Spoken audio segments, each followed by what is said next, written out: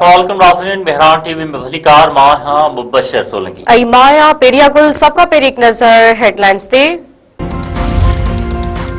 IMF Pakistan लाए $1 अरब 20 crore dollar जी नई किस्त जी मंजूरी ॾेई छॾी।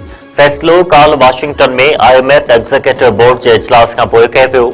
बोर्ड जे बयान में चयो वियो आहे त पाकिस्तान जी मज़बूत प्रोग्राम जे अमल दरामद ताज़े तबाही कंदड़ बोझ जे बावजूद इस्तेहकाम बरक़रार रखियो आहे ऐं माली ऐं ॿाहिरनि शोबनि जे हालतुनि खे बहितर बणायो वियो आहे।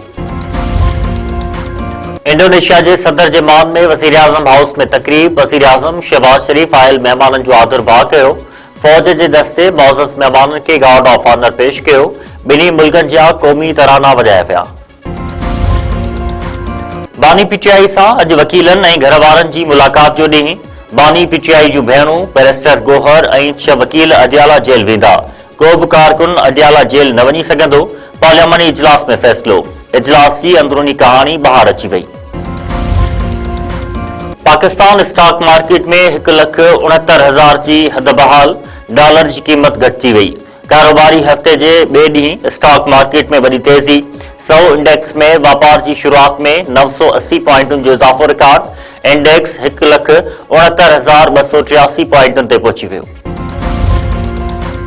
शिकारपुर में पुलिस और डोहारन में मुकाबलो। 8 डोहारी मारिजी विया। 2 DSP और 1 अहलकार सख्त जख्मी। SSP शिकारपुर जो चवण है तो गुझे इतला ते कार्रवाई दौरान 8 डोहारी मारिजी विया आहिनि। 2 DSP और 1 अहलकार जख्मी थियो आहे।